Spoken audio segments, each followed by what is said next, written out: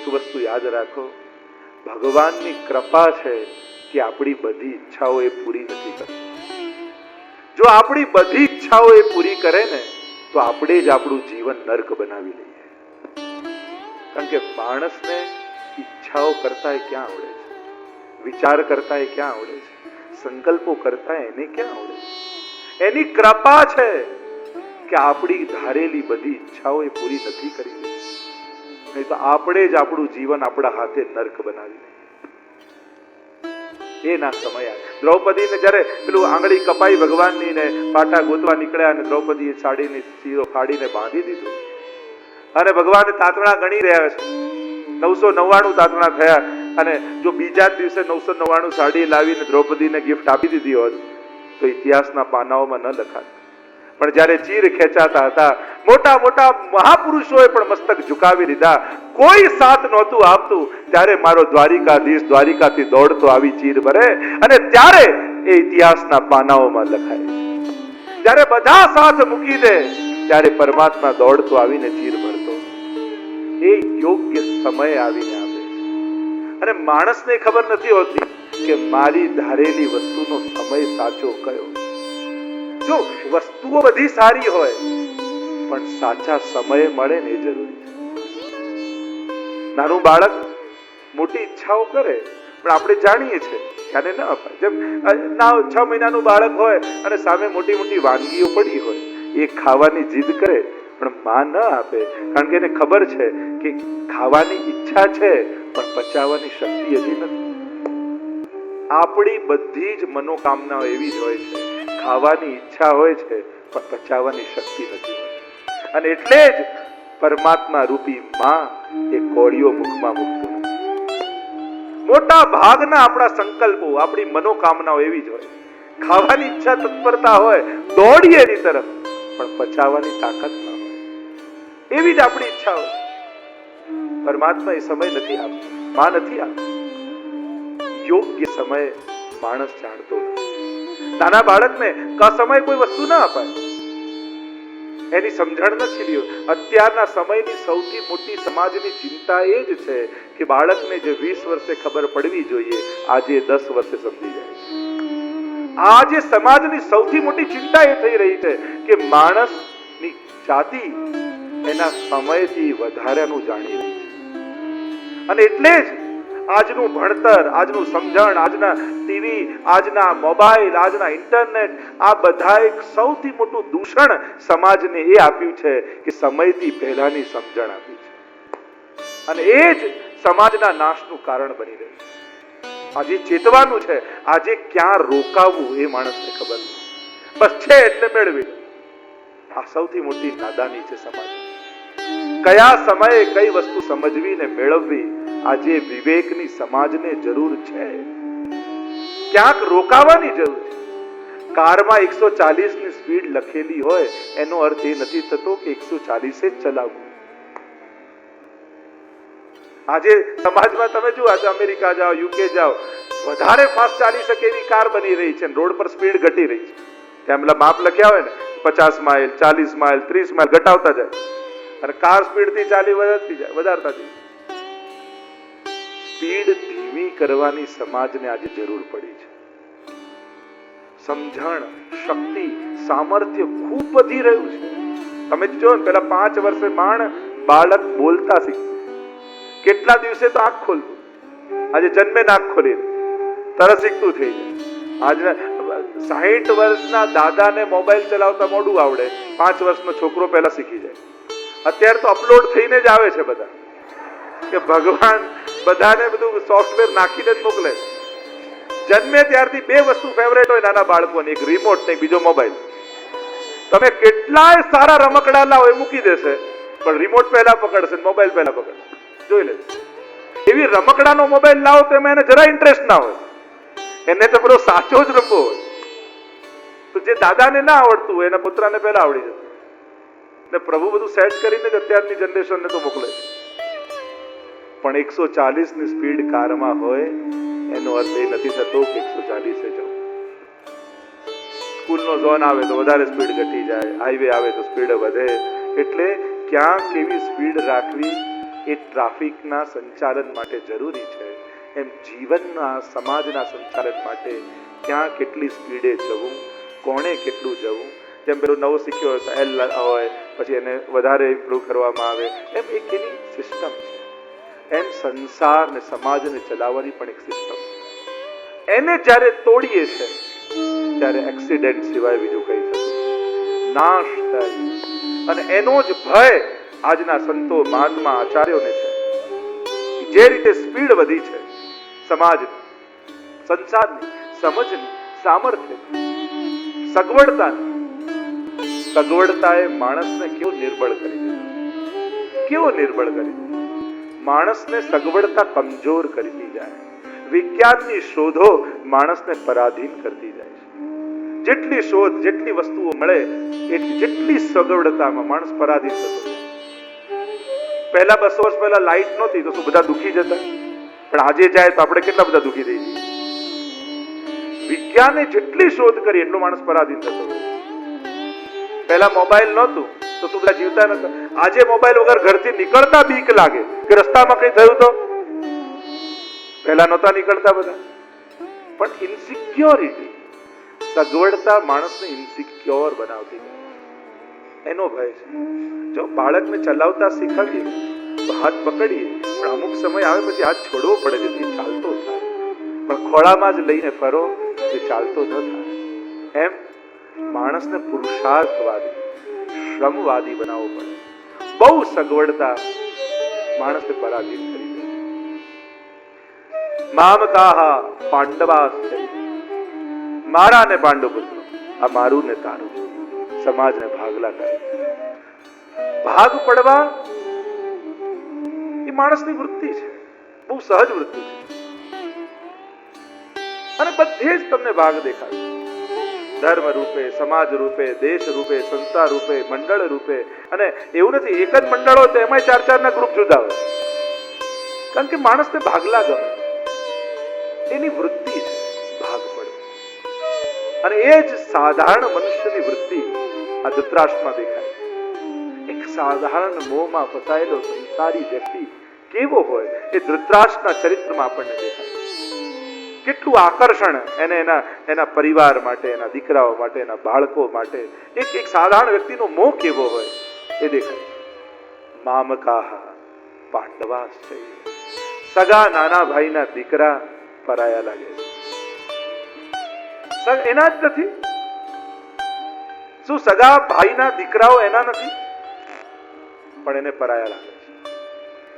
Kim કુર્વત Sanjay, શું કર્યું એ મને કે. એમ કહેતા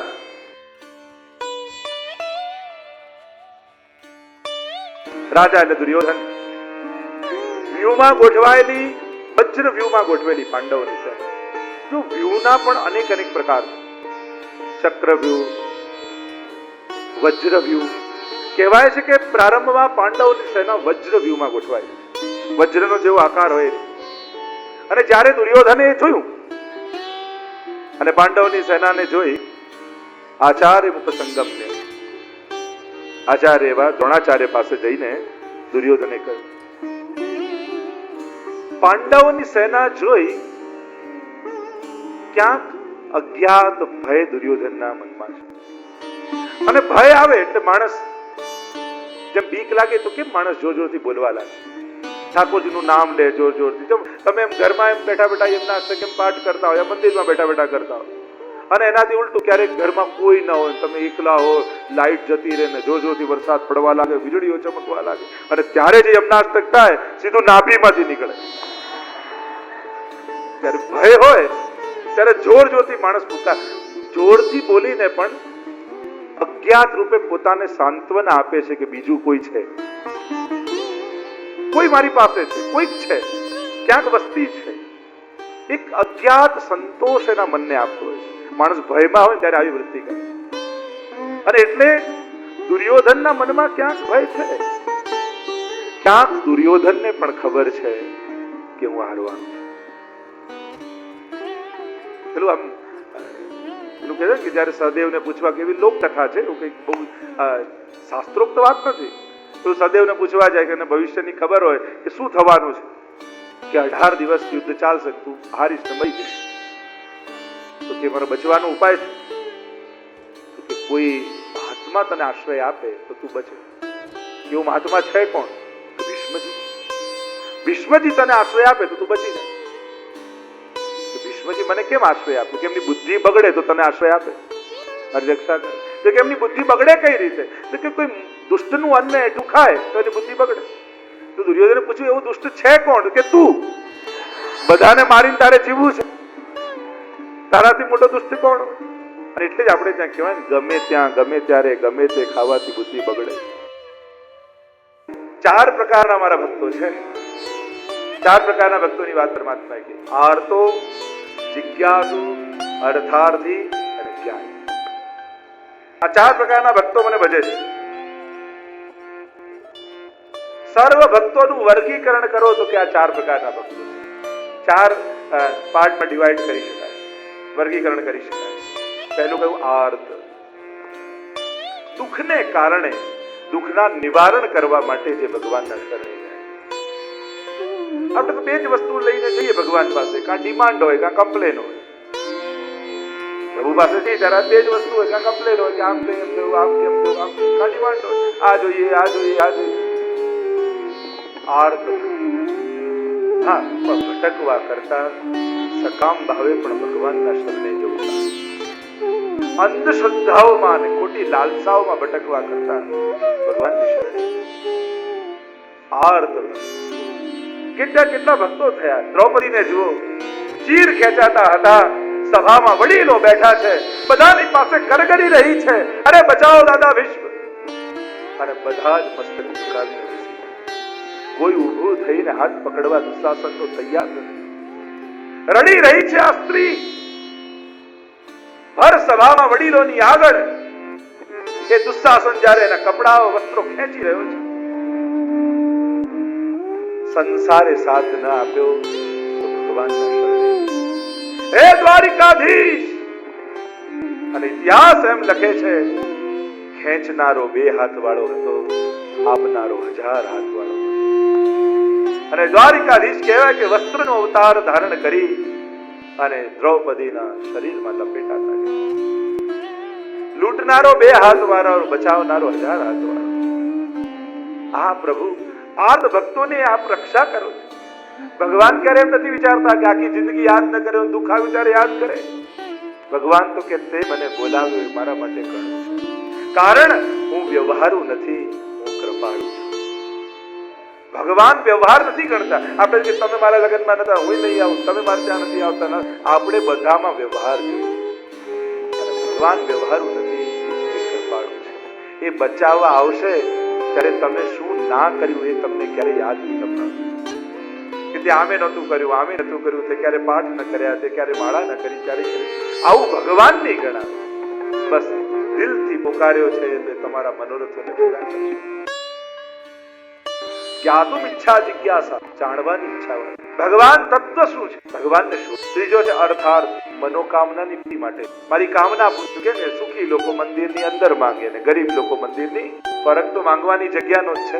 એ ફકીર માંગવા માટે આવ્યો અને બીરબલ અકબર બાદશાહ નમાઝ પડતા, એટલે યાચના કરવા માટે ફકીર આવ્યો તો અને અકબર બાદશાહ નમાઝ પડતા જોયું, ખુદા મને તાકાત આપ, બધાનું ખુદા મને. અને ફકીર ચાલવા લાગ્યો. અકબર બાદશાહે જાગીને કહ્યું, અરે ઉભો રે, તને આપું છું, લઈને તો જા. કહ્યું, બાદશાહ આજે મેં જોયું કે તમે માંગીને જ આપો છો, તો સીધો એની પાસે ન લઈ લઉં, પછી તમારી વાયા કેમ જાઓ? તમે પણ એની પાસે માંગીને જ મને આપવાના છો, તો સીધી એની જ બધી. અર્થ શ્રેષ્ઠ ભક્તો નિષ્કામ કયો છે, પણ અર્થાર્થીને પણ સ્વાર્થથી પણ આવે ને તોય ભગવાન તેને ભક્ત છે. ભગવાન તો કે કોઈ પણ ભાવે આવો, કામમ ક્રોધમ ભયમ સ્નેહમ ऐक्यम सौहृदमेव च नित्यम हरौ विदधतो यान्ति तन्मयताम हिते। जब रास के समय गोपियां भागी प्रभु की ओर, तब शुकदेव जी के आगे परीक्षित प्रश्न करते हैं कि अरे ये तो काम भाव से भाग रही है, फिर भी प्रभु उनका स्वीकार क्यों करते, क्यों उनका उद्धार करते? तब शुकदेव जी ने कहा कि भाग रही है किस भाव से ये मत देख, किसकी और भाग रही है उसको देख। कोनी तरफ जाए छे ने जो कया भावती जाए छे न जो, केवू पण लोडू हशे ने पारस मणी तो अडाડીને સોનું જ કરવાનું છે, એ તો સોનું જ બનાવવાનું છે। કામમ ક્રોધમ, ભલે ક્રોધથી જાય, શિશુપાલ 100 ગાળો ભગવાનને, ક્રોધ કર્યો. ભગવાને વિચાર કર્યો, અરે તે મને 100 વાર યાદ કર્યો, લાવ તારો ઉદ્ધાર કરી. અને પ્રભુ એનો ઉદ્ધાર કર્યો. ભગવાન મારે એની ક્યારે અધોગતિ નથી થતી. જો અન્ય ધર્મોમાં એવું હોય કે ડેવિલ લઈ જાય કે એને નરકમાં નાખે, પણ ભગવાન આપણે ત્યાં તો ઉદ્ધાર જ. ક્યારે એમ સાંભળ્યું કે રામે રાવણનો માર્યો, રાવણને નરકમાં નાખ્યો? ના, રાવણનો ઉદ્ધાર કર્યો, કંસનો ઉદ્ધાર કર્યો એમ કહેવાય. ક્રોધમ ભયમ, કંસને ભય લાગ્યો, અરે કૃષ્ણ આવશે, કૃષ્ણ આવશે. પત્નીમાં, સિપાહીમાં, દ્વારપાલમાં બધે કૃષ્ણ દેખાય. પ્રભુ કે તને તો સર્વાત્મ ભાવ થઈ ગયો, બધે હું દેખાઉં છું, લાવ તારો ઉદ્ધાર કર. ભયમ તો કોઈ भी भाव से भगवान से जुड़ो तो उद्धार ही. अर्थार्थी भले स्वार्थ तो भगवान तो भले तो स्वार्थी यार. સાચી ભક્તિ તો જ્ઞાની, ચોથો ભક્ત જ્ઞાની, જે ભગવાનના સ્વરૂપને જાણે, જે ભક્તિના સ્વરૂપને જાણે એ જ્ઞાની. ભગવાન પાસે માંગવાની, ભગવાનને જે આપવા જાય જ્ઞાની. પુષ્ટિ ભક્તિ માર્ગમાં તો ભગવાન પાસે મંગાય નહીં, ભગવાનને તો અપાય. અહીંયા તો ભગવાન ભક્ત પાસે માંગે, દે મૈયા માખન રૂપ. આ ભક્તિનો માર્ગ, આ જ્ઞાની. અને ભગવાન એને પરમ કહે છે, જ્ઞાની એ શ્રેષ્ઠ. તો જ્ઞાનીનો અર્થ જેને ભગવાનના સ્વરૂપનું જ્ઞાન, જેને ભક્તિના સ્વરૂપ. કેમ ભક્તિ કરાય જેને ખબર છે, જે નિસ્વાર્થ. જેમ કોઈ કન્યા એના પ્રિયતમને રોજ મળતી, અને પેલા પુરુષને એમ થાય કે લાવ આવે આજે એને પરણી, એને પૂછવું કે પરણી તું મને પ્રેમ કેમ. અને આજે આવી કન્યાને પૂછે કે તું મને પ્રેમ કરે છે શા માટે? અને પેલી કન્યા એમ કે તારી પાસે પૈસા બહુ છે ને એટલા માટે, તું મને આપે ને એટલા માટે. તો એને કેવું થાય, જો રોજ મંદિરે જે જતો હોય ઠાકોરજીને મને બહુ પ્રેમ, લવ આજે પૂછે અને પૂછે તું મને પ્રેમ કરે શા માટે? આ તો મારા દીકરાના લગ્ન નથી થતા ને એટલે રોજ આવું છું. પ્રભુને કહ્યું મારો ધંધો નથી ચાલતો ને એટલે તમારી પાસે આવું. ભગવાન પાસે જઈને પણ આપણે સંસાર માંગીએ. વિચાર, સંસાર છોડીને ભગવાન પાસે જઈ, પણ શેના માટે? સંસાર વધે. ભગવાન બે પ્રકારની કૃપા કરે, સાધારણ કૃપા ને. ભગવાન સાધારણ કૃપા કરે ને તો તમે જે ઈચ્છા લઈને આવ્યા હોય તો ભગવાન કેમ કે લઈ જાય. વિશેષ કૃપા કરે તો એમ ન કે લઈ જાય, પછી તો એમ કે આવી જાય. એ સંસારની આસક્તિઓથી મુક્ત કરી અને પોતાની પાસે બેસાડી દે તો એ પરમ. ભગવાન પાસે જઈ સંસાર વધારવા નહીં, સંસારમાંથી અનાસક્ત થવા જશો તો એ જ્ઞાની. વિચાર તો કરો, પ્રભુ પાસે જઈને પણ જે સંસાર, જે લૌકિકતાને વધારે તો એ પરમ ભક્તિ કેમ? દરેકની અવસ્થા ના હોય. સાધારણ ભક્તો તો સકામ ભાવે જ જતા હોય, પણ ભગવાન સાધારણ કૃપા કરે તો ઈચ્છા પૂરી, અને વિશેષ કૃપા કરે તો ઈચ્છાઓ જ પૂરી કરી નાખે. માંગવાની ઈચ્છા જ. પ્રહલાદજી આ જ કર્યું ને. પ્રહલાદજી જયારે ભગવાન કહેવા લાગ્યા, નરસિંહ ભગવાન કંઈક માંગ પ્રહલાદ, કંઈક તો માંગ. પ્રહલાદજી કે સવઈ વણી કહ. જે ભક્તિ કરીને માંગવાની ઈચ્છા રાખે ને એ ભક્ત નહીં, એ તો વ્યાપારી કહેવાય. મેં આટલું કર્યું એટલે તમારે આટલું આપવા. પ્રભુ આપ આપવા જ ઈચ્છતા હો તેટલું માંગુ છું કે આજ પછી માંગવાની ઈચ્છા જ.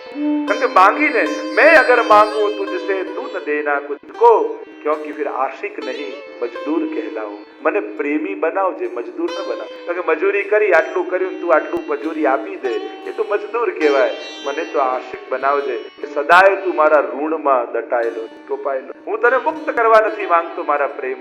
પ્રેમનું જે દિવસે કારણ મળે ને એ દિવસે પ્રેમ ના. કારણ ન મળે એ જ પ્રેમ શ્રેષ્ઠ. આ વિશ્વમાં કોઈ એક એવું ઘર મળે જ્યાં કશા કારણ. આપણે તો બધે જવાના કંઈક કારણ હોય છે, રીઝન હોય. એક પરમાત્મા અને ગુરુનું ઘર એવું જ્યાં કશાય કારણ વગર, જે આપણને નિષ્કારણ અકારણ બનાવી, નિષ્કામ બનાવી, એ જ ભગવાન. તો આ ચાર પ્રકારના ભક્તોની વાત ભગવાને કરી. આર્તો, જિજ્ઞાસુ, અર્થાત આ જ્ઞાની ભક્ત પરમ છે. એમ આગળ પ્રભુએ કહ્યું છે, તેષામ જ્ઞાની નિત્ય યુક્ત એક ભક્તિ વિશે. આ જ્ઞાની છે ને ઉત્તમ ભક્ત, મને પ્રિય. કારણ એ મારા સુખનો વિચાર, મને આનંદ આપવાનો વિચાર. ભગવાનને આનંદ, સુખ તો માંગવા સુધી ગયા ભક્ત ભગવાન. અને એ જ પુષ્ટિ માર્ગની ફિલોસોફી છે, માંગવું નહીં ભગવાન. એટલે બાલ ભાવની સેવા છે. કારણ કે બાળક પાસે માંગવાનું ન હોય, બાળકને આપવાનું. આ બાલ ભાવની પ્રધાનતા એટલે જ રાખી, માંગવાની ઈચ્છા નથી. કારણ કે ક્યાં સુધી માંગે આ જ કરશું, અને માંગવાનો કોઈ અંત. પ્રભુ તો કલ્પ વૃક્ષ, અને કલ્પ વૃક્ષની નીચે બેસો તો માંગવાનું ન હોય, વિચારો ને એ પૂરું. કલ્પ વૃક્ષ પાસે માંગવાની જરૂર ન હોય, વિચાર કરો ને પૂરું થઈ જાય. પણ વિચાર કરતા માણસે વિવેક રાખો. નહીં તો પેલી કથા નથી આવતી કે એક માણસ જતો હતો ને જંગલમાં કલ્પ વૃક્ષ નીચે જઈને બેસ્યો. એને ખબર નહીં કે આ કલ્પ વૃક્ષ. અને એને એમ થયું કે આટલો ઉનાળો છે કે ખાટલો મળી જાય તો બેસીને આરામ થઈ જાય. એટલામાં ખાટલો પ્રગટ થઈ જંગલમાં. ખાટલો બેસી ગયો અને એમ થોડું જમવાનું મળી જાય તો આરામ થઈ જાય. એટલામાં ભોજનની થાળી આવી, જમવા લાગી. થયું કે લાવ આરામ કરી લઉં. આરામ કરીને સુતા સુતા એમ થયું કે આ તો જંગલ છે ને ક્યાંક સિંહ આવીને મને મારી નાખશે. તો આ મનની ઈચ્છાઓ આવી જ છે. ક્યારે એ કરવટ બદલી લે ઈચ્છાઓ આપણને સારું છે કે ભગવાન બધી ઈચ્છાઓ, નહીં તો આપણે જ આપણું જીવન નર્ક. જો માણસની બધી ઈચ્છાઓ પૂરી થઈ જાય તો પોતે જ પોતાનું જીવન નર્ક બનાવી. કારણ કે એ સમજ આપણને ક્યાં છે કે કઈ ઈચ્છા કરાય ને ક્યાંની. એ ભક્ત જે ભગવાનને આપવા જાય, ભગવાનની પ્રસન્નતાનો વિચાર કરે, આ કરીશ તો મારો ઠાકોરજી રાજી થશે કે નહીં, એનો જે વિચાર, એવો જ્ઞાની ભક્ત આગળ પ્રભુ 19મા શ્લોકમાં કહે